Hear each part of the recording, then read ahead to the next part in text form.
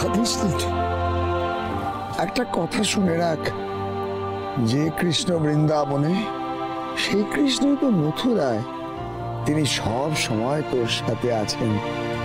কিন্তু বিনু, তুই এখন কেন এখানে এসেছিস?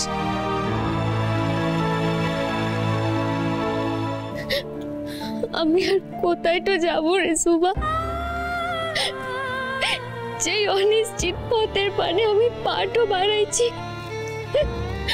সেখানে আমার সঙ্গে আমার মাধব থাকবে কিনা কোনদিন। আর আমি আমার মাধবের কাজটাতে এসে এভাবে প্রাণ ঢুকুলে আমার মনে সব দুঃখ যন্ত্রণা সব উজাড় করে দিতে পারবো কিনা আমি জানি লাই রে। তাই আজ আমি শেষবারের মতোই কালাচাঁদ মন্দিরটাতে এলাম। বুঝি রে বিনু, সব বুঝি। যমুনার জল শুকিয়ে গেলেও যেমন যশোদার কান্না থামেনি, তেমন তোকে ছাড়া যে এই মাধবপুরের সকল মানুষের প্রাণটা কাঁদছে রে বিনু।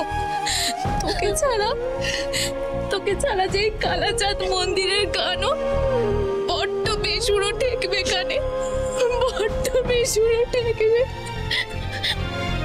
আমি আমার গানটা থামাবো বলাই রে সুভা, আমার গানটা আমি কিছুতেই থামাবো বলাই। সে আমি যে গানটাতেই থাকি না কেন, আমি গানটা গাইব। আমার গলাতেও যদি গানটা না আসে, তবু আমি আমার মনটা থেকে মাধবের গানটা গাইব। শুধু একটাই ভয় রে আমার সুভা, কেউ যদি আমার কাজটা থেকে আমার গানটা কেড়ে নেয়, তখন কারো সাধ্য কি তোর থেকে শ্যামকে কাটবে? তুই যে নিজের অঙ্গেই তাকে ধারণ করে নতুন জীবনে পা রেখেছিস।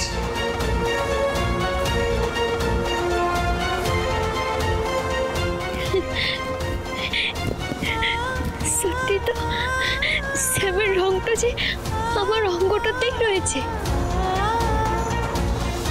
আমি শ্যামরে ছাড়তে চাইলেও সে আমাকে ছাড়বে লাই। বলো